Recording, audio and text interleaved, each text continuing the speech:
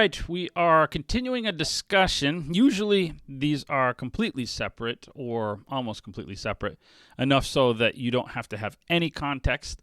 As I've said, when something does develop from a previous podcast, I will kind of provide the context in summary, so that if you don't have the time or don't want to go back and watch that, you don't have to.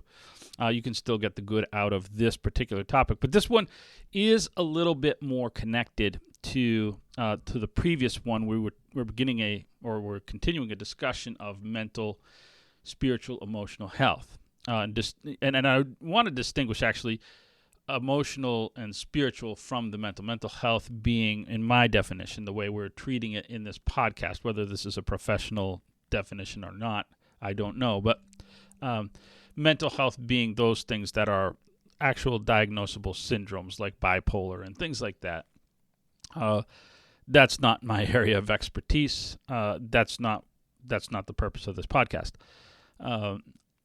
But emotional and spiritual health, things that are emotional results because of things that have happened to us, or things that we have as a part of our life because of consequences of actions that we've taken, like guilt or things like that.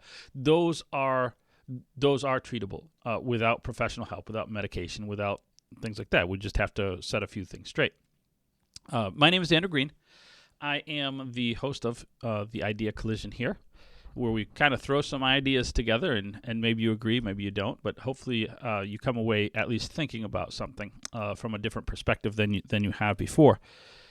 We mentioned last week, and I say this is a little bit more connected, so I'll try to summarize. We talked about overcompensation, I guess, in a way to summarize last week, where a group of people or a person, but a lot of times these happen in generational things because generations have similar things happening to them. Not everybody in the generation, but so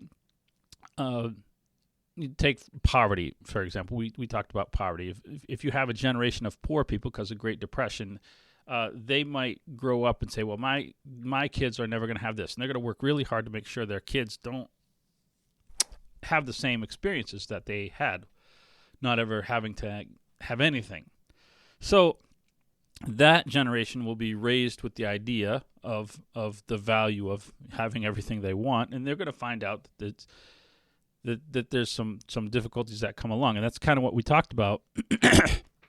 And what we didn't get into is that generation might actually make a rule that is worse than the rule that their parents made for them. And so I want to go back and give an unintentional result might occur, and I want to kind of lead in with some of these. So, imagine, and I've seen this happen. I've seen where a person brags about the movies their kids watch, like at a young age, and like how much violence there is and how much profanity. Like I'm really a permissive dad, and that's considered a good thing.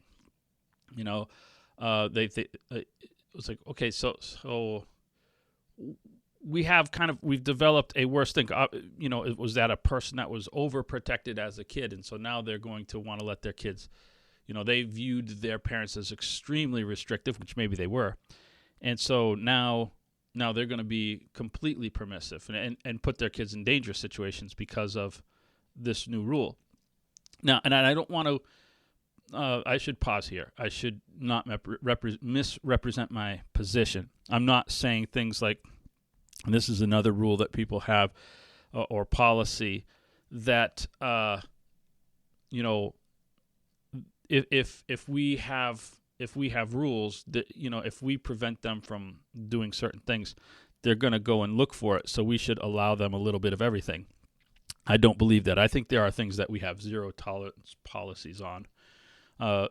So those are good to have.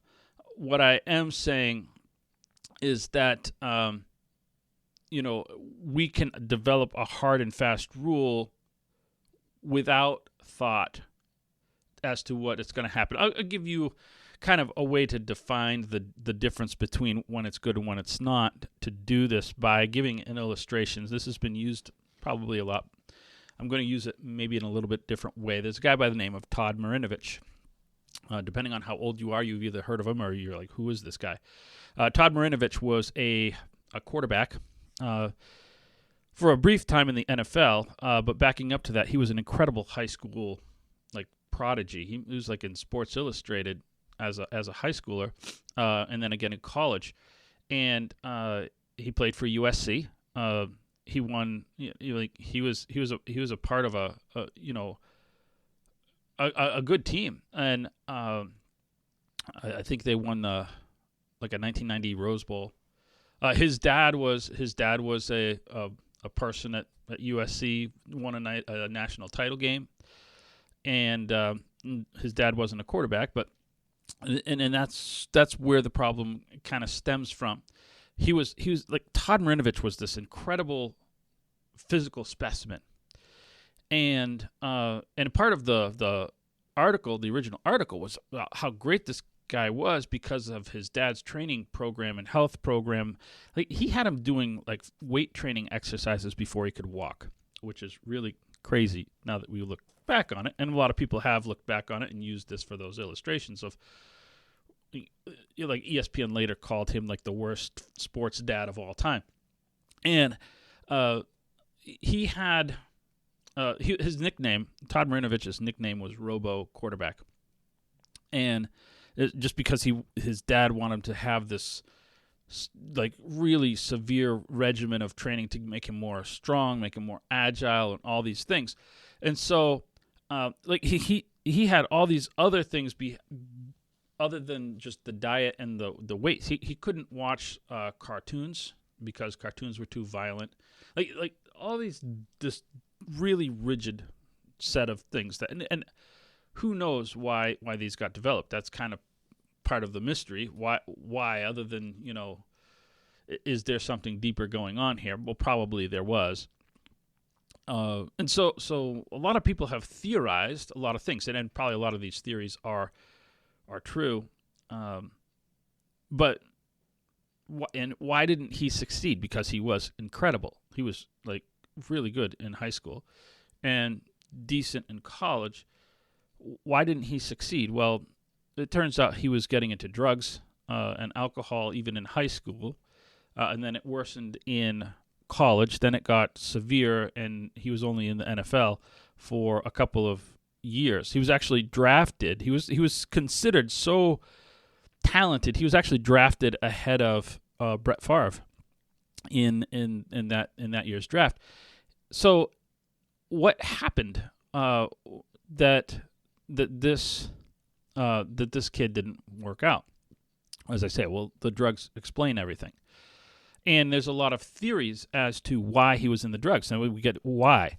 So a lot of there's some truth in some of these things. A lot of people say, well, his father was trying to live vicariously, couldn't give up the dream. Here's a USC guy. Well, that could be true. There's probably some truth to that. But he was successful in his own right. Had already won a championship of his own. He was the captain of the championship team. So I don't know how much glory years he had to relive. I mean, if you've achieved, a lot of people who live vicariously never achieved. But it's possible that he was still living vicariously through his son. Anyway, or there's another theory that really speaks to the drug use and say, well, and connecting it to and this is the theory I've heard most, connecting it to the severe treatment, that if you limit and you restrict, then people are going to go and seek. They're going to be curious about what they're not getting. For example, he never had a burger. He never he had to have special ice cream made for him if he went to a party, and he would take that ice cream to a party. I don't even know how you do that without melting. But anyway, so he could feel it to be a part of the other kids' stuff. So he had to have his own special diet. He never had anything. So someone said, well, he was so severely limited that he sought out all these other things. And it's no, that doesn't make sense to me. If you are If you are limited from eating burgers, then you will eat a lot of burgers. That's the way my brain would work. Not eating burgers for your entire growing up isn't why, or not watching cartoons isn't why you're suddenly doing cocaine later on, or starting with marijuana. Those aren't a natural connection. There's something else going on here, and there was. In fact, there's a quote that the father makes because again, all this stuff you say, we rationally go back and say this guy was a bad dad. And there's a quote of his that's interesting. He says this. He says, "Some guys think the most important thing in life is their jobs, the stock market, whatever. To me, it was my kids." Interesting.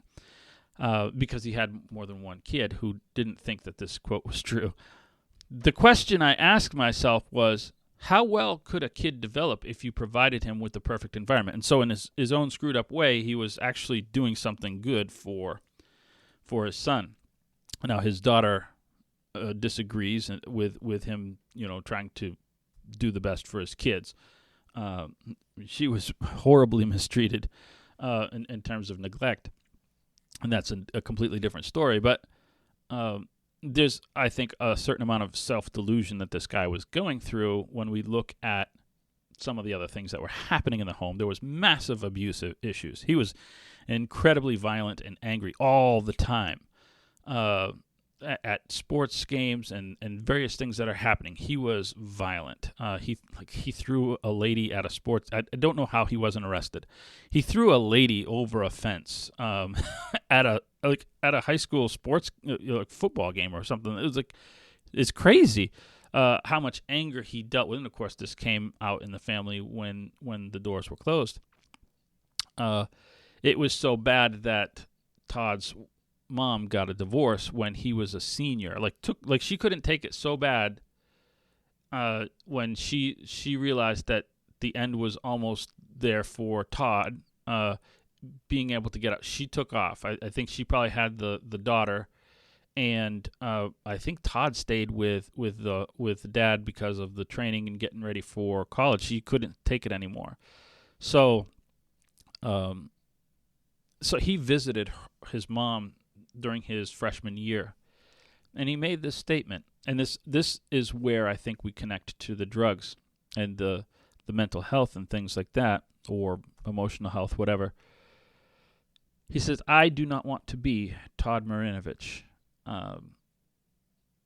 He didn't know how to cope with being himself. He didn't like himself. And this is because of things that happened to him. And so he was, in all of his drug use, actually, when you go through kind of his, they weren't experimentation type things. They were escaping type things. They were trigger things. So his drug use had to do with escaping, not with let's go party, man, type of drug use. So and we could go into the father's home life. What was his home life like? We know literally nothing. I looked. We know nothing about his home life growing up. But I'm going to guarantee that level of anger that displays towards those around him has to do with stuff that he grew up with. Even on the field as a person winning a national title, he got kicked out of the game that won them the national title for anger and like being really super aggressive towards a referee. So there was something happening. There was something really wrong. And so this is where I want to kind of transition to our topic. How would people react raised in that home to a person that abusive, to a person that that angry all the time, and obviously a bad parent in that direction? Well, they would probably say things like, we need more positive affirmation. Why? Because they got none of it, right? And so we can see a new rule develop. a new rule that developed in a lot of people that were that angry from that generation. A lot of, we talked about some of the consequences of World War II and various PTSD and things like that. Well, you can see a lot of people developing habits that said, we're going to really deal on the positive side when we raise our kids, which is good. That's not a bad thing. But this also becomes a rigid rule. And so he becomes a part of the cycle where we're going from this extreme over to here, and developing a new rigid rule. And so, how I will never do this to my kid. I will never limit my kid in any way, and so a lot of people have made that adjustment, and it becomes a generational thing. And we see a generational value that emerged. It says things, like I'm going to be my kid's best friend. If you've ever heard of that. And that sounds wise. We want to be, it's nice. So I want to be careful because what I'm about to say could be mistaken. I have 3 kids at home. One of them is in college. And I am starting to be a friend with the oldest one. That's not an accident. That's by design. Now, I am friendly with the younger 3, but I am not their friends. Or I am not their friend. I'm only one person. Because, and here's why. A friend is a peer relationship, right? There are things in peer relationships that are good and healthy that are not in healthy mentor relationships. And I say mentor because it's not always a parent. It could be a teacher. It can be any type of authority that you're in. Those aren't friend relationships. I'll show you the danger of those. I'm not saying that there's no situations in which we're not acting as a friend might. We go on vacation. We're having fun. We're on an amusement park ride. At that moment, it looks like we're friends, right? But we're not really. We're being friendly. The moment comes where I need to do something, and the parent hat comes right on, right? So really, I'm not their friend. Again, let me explain why. And use the military to as an illustration. In the military, a private cannot go into an officer's club. An officer wouldn't ever stoop to go into a private's club, be a bar or whatever they have on base. And there's a reason for it. It's a specific reason, is because they have to keep these roles separate. You can't have a situation where you're going to have a requirement of a private and an officer goes, yeah, but he's my bud. And so I'm going to have this grunt over here do it. You have to have uniformity. And you can't have a situation where a private is like, yeah, but he's my bud. I can get away with not doing this thing. Not in the military. Not because that will cross over in a wartime thing. You have to have lines of authority that are very clear. So in the home, though it's not a war, it's the same idea. Or in your classroom, or whatever the authority structure is, you can't have, like, let's say take a classroom. You can't have a thing where a kid, I want to be this kid's friend. Now, again, different from friendly. We can be friendly and try to be nice, and especially with some of the emotional problems that kids are dealing with. That's fine. We want to be approachable as authority figures. But friends, when we're acting more in the peer relationship, well, there's homework. Well, or they get a test. I don't want to give them a bad grade because then they'll be disappointed. In a peer relationship, one of the primary aspects of the peer relationship is approval or equality approval, and simply wanting to be liked. And so if a parent has this, I want to be liked, what happens is, well, if I or a teacher, as I say, whatever the authority figure is, if I give them a bad grade on a test that they deserve the bad grade on, I will not be liked. So Now, this is going to determine how I work in the authority role. If I ground them for doing something awful and breaking the rules, they're not going to like me. Well, okay, so I won't.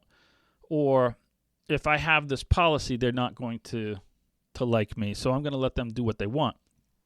If I limit their screen time, I don't like that. Of course, kids don't like that. They want to do what they want to do. They don't want to be limited. If I say, listen, you were disrespectful to your mom. This happens all the time, by the way. You were disrespectful to your mom. You don't talk to your mom like that. Give me your phone. What? Give me your phone. You'll get it next week. Dad. And so I'm not your friend. I'm trying, and this is my realization. I have 30 to 40 years to be my kid's friend when we will be adults and therefore peers. I only have 18 years to get them to that point and to train them and to shape them into adults. So my college kid is in the transition period, and say we're almost friends because he's still got some financial ties, not a lot of them, because I'm letting him, as I said last week, I'm letting him pay for most of his college. I'm taking care of things like car insurance or whatever. But we're in the transition where I don't really shape him. He might ask me for some advice and we chat or things like that, and I don't discipline him or anything like that. And so we're almost friends. We're kind of transitioning to that, where he'll be that probably his senior year will be more like that as he's figuring out what he's doing and where his career is going to be. We'll have that relationship, and we'll have that relationship for the rest of my life. So, we get back to positive affirmation. So if you have that rule, we're into positive affirmation. We have times where we want to do friend things and we want to encourage, but a person who was exclusively disciplined, and it was only, the even if it's appropriate, it's not appropriate to take away everything from your kids. That's not appropriate. It's not appropriate to backhand your kid. That's not appropriate. So,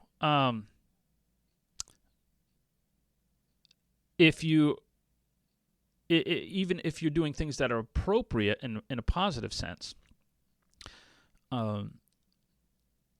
we can have too rigid of the rule the other way. So say, well, I'm never going to say anything negative to my kid. Well, that you do sometimes have to say negative things to your child. There has to be limiting things. And so some parents are only going to say positive things. And so you'll hear some of these. You can do anything you set your mind to. Don't ever let anyone stop you. And there's a whole host of values that someone can train their kids with, and we hear these all the time. Well, I'm never going to dunk a basketball. I gave up that dream a long time ago. So if I have the dream that I can do anything I set my mind to growing up, well, I'm going to be disappointed. You told me, and that's a really bizarre example, because obviously, I understood that by about 9th grade.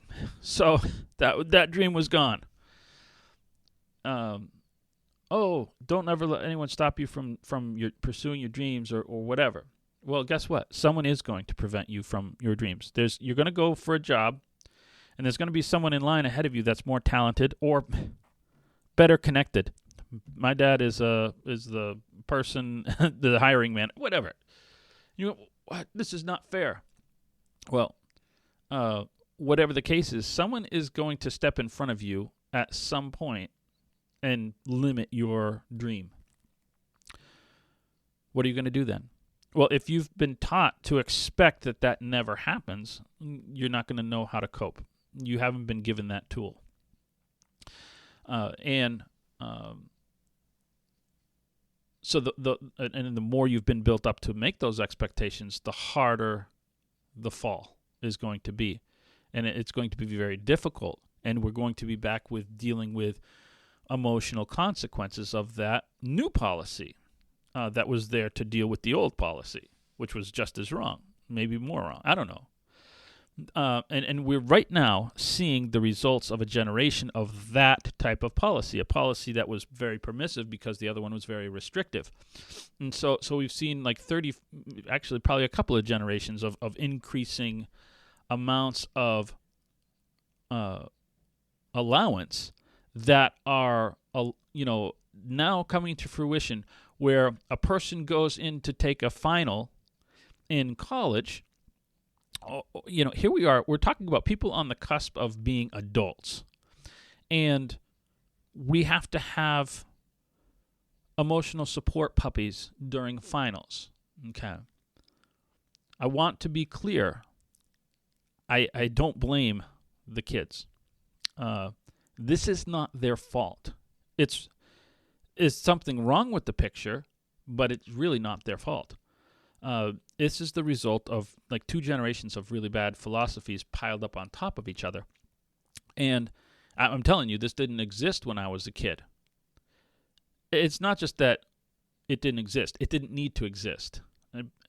I was not good at tests. I mean, I was good at passing tests without studying, but not at getting good grades. And I walked out, and okay, that's life. We're going on, and we're going to do whatever life is going to have us do. And I've survived, the last couple of decades. I didn't need a puppy to pet. Why? Because I was raised with that disappointment is a part of life. These kids are not being raised to deal with that possibility, that there are other things other than what they other alternatives than you're the best, you're totally awesome, and you can do anything you want. And when they can't, they don't know how to deal with it. And so, the good news is that if you feel these anxieties, right, understand there's nothing wrong with you. And this is the point that I began with. This is not a mental health issue. This is an emotional health issue. There's nothing wrong. You don't need medication. It's easily corrected. And it's the same if you've got kids, you're like, oh my goodness, I don't know what's. The good news is it's an easily correctable problem. I'm not saying there's not going to be some work. When I say easily, I don't mean that there's not going to be a lot of work put into it, but I'm saying it's not like a life debilitating issue that they have. That's the first thing. Or and similarly, if you are raising kids, you can correct these if you see them. You personally can help correct these. Now, the older they are, the more effort it takes. But we do this in a couple of ways. First of all, you have to evaluate the policies that you have in your house. Why do you have them? Trace them back to what you were raised with. Is there a connection to why you have absolute rigid policies? And how are those policies affecting other people? And again, this might not be your kids. This might be the policies you have and set and in whatever environment that you are an authority for moldable people. And if you are the one suffering, this is a little bit different. If you say, I get anxiety whenever there's a limit on me of any kind, or if I deal with anything that's not copacetic with my my self-worth standards that have been programmed into me. Like I can do anything. My expectations aren't met, and I start feeling this anxiety, and I mean severe anxiety, pressures, and all these things. Why? Why am I suffering? What's going on inside there? What's the mechanism? Why do I have these expectations? First of all, that I can do anything. Are they reasonable? Is it reasonable to expect that I can actually literally do anything I want to? How is it impacting me in my emotional and spiritual health? So, answering those questions, and again, what can I do about it? I can adjust my self, what they call it, self-talk, my self policies that I have, especially as I'm growing into an adulthood, or I am in adulthood, wherever you're at. And as you identify, you can alter those and say, you know what, that person gave me an expectation that's not reasonable. I can, and I don't have to be the best at everything. A lot of people think they have to be the best at everything because they were told they can be. I don't have to be the best. I don't have to have the best job. I don't have to have the best whatever. Those and hopefully, as you start today, I hope you start and identify if you are a person dealing with this or knowing someone who does deal with these things. I do hope that this is liberating for you this week. So I hope you start today and start evaluating your life, your policies, and those policies around you. So, all right, have a good week.